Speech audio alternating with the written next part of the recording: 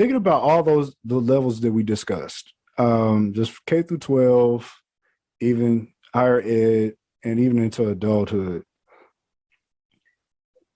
how much does family dynamics play a part in just the pathway through education, through whatever means, you may go, public, private, charter, higher ed? Well, family.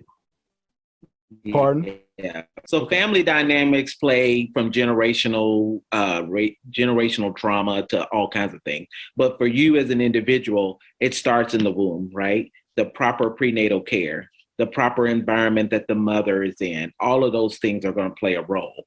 But once you're born, the kind of environment, preschool, early education opportunities that we don't offer all kids, right? We have Head Start and we have programs for people that have lower incomes. But for the most part, all kids will benefit from a nurturing environment. It doesn't mean there's this thing that used to be on TV where my baby can read. I don't know if you remember that. That's not necessary that your baby reads. It's actually probably inappropriate. So, every time I hear it, I'm like, why does your baby need to read? So, right. And we don't want to put that kind of pressure. And I don't mind you getting a program like that, because that's going to require you to have some interaction with your kids, teaching them, but it also means you might be the kind of person that be like, well, you're not learning this and you're not doing this. Like, chill, it's okay. But interacting with them and having a nurturing environment and a learning environment where the parents are modeling learning. And so then we have that. And then you have preschool, of course, and then you have public schools. And so I think the family plays a bigger role in what their expectations are for you. For example, going to school, I have 2 expectations for my kids, and that's pass your classes and act like you got some sense. Only 2 things. I expect you to do your best. If that means it's an A, that's fine. If it doesn't, but you did your best. Right. And there's just no reason for you to be misbehaving. That's just that, it doesn't standard, right? It really don't take much to pass. I think if you're nice and the teacher, even if you not doing well, they'll pass you, right? Right. So right. Those are the bare minimums, right? But we also need to, we'll learn our children, we'll see what they can and cannot do. So I'm not a big fan of you got to get all A's and that we're going to pay you for grades and things like that. That's not necessary. But the expectation is that you will go to school, you will do what you're supposed to do and get your education, right? When you come home, you will do, certain things to make sure your grades are fine. And as they get older and start showing some interest in things, you might want to expose them to things, put them in things, the piano, try everything, try sports at that, and realize that they are individuals. They think differently oftentimes, most of the time. They're going to want to do different things, and that's perfectly fine. We're not living through our kids or anything.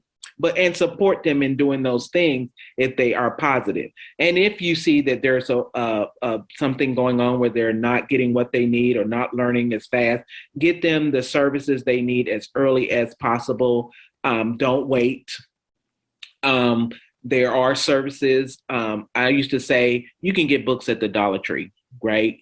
It's not expensive. We have libraries. The resources are there if that's what you want to do. And so take advantage of those resources. And then if your expectation is that they go to college, make that known and prepare them for that and start that as early as possible. If they don't want to go to college, I think college is for everybody. I know people say it's not. I think it is. I just think it's your job to find what kind of college is best for you. If that means community college or a small private college, a big college, it is for everyone. Take a class, do, whatever, I do believe in furthering your education and I believe in studying your craft. And so if you want to be a cosmetologist, go to that school. There's nothing wrong with that. But whatever you do, there's probably a school where you can further your education, even if you're a musician, all of those things. The idea is that we are encouraging learning, and it doesn't have to be formal, meaning you have to go to college, but we're readers, right? And the family's reading. And then all the other stuff, which is sort of a no-brainer, is that our kids are watching us and we are teaching them, and we are leaders, whether we want to or not. Right. And they'll say things that you say, they're going to do what you do, and they're watching. And it is a very, very serious matter for me for raising kids. It is training, and it is not easy. And it's not fun sometimes, and you're going to have to make decisions that you don't want to make, and they may respect you for it, and they may not, but that doesn't matter. They'll learn. You're going to keep them safe, and then just all of the, the trauma.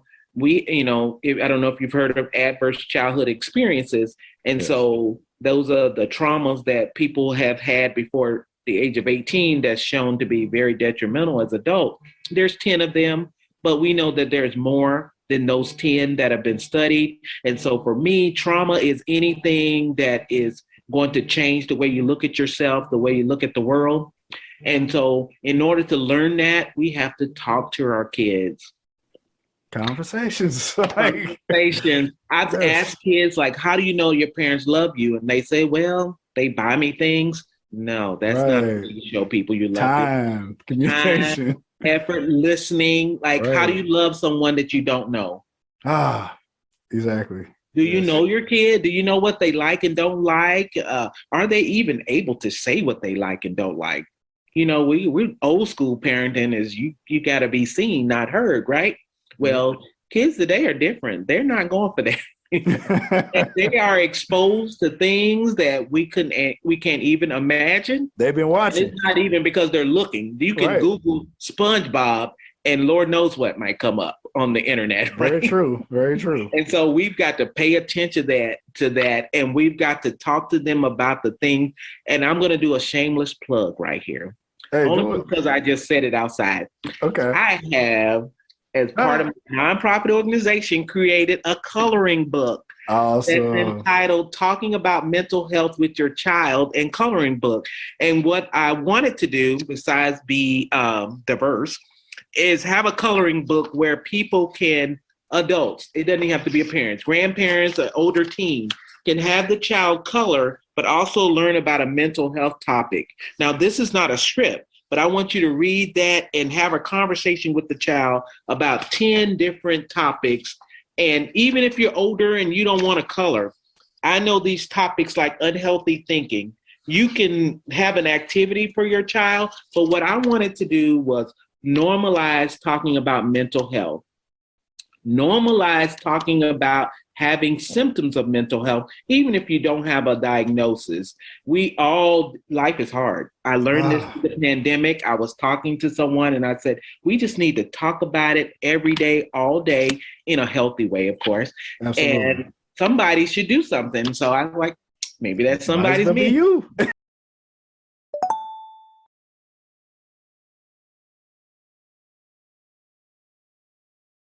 Nothing ever was handed, all about respect, never about ego. Wish I could have retired a long time ago and disappeared way beyond the trees. But my homies kept influencing me, said they needed to hear my lyrics, like my flow, cause they felt my spirit. Plus the people needed to hear it, a conversation with conscientious lyrics.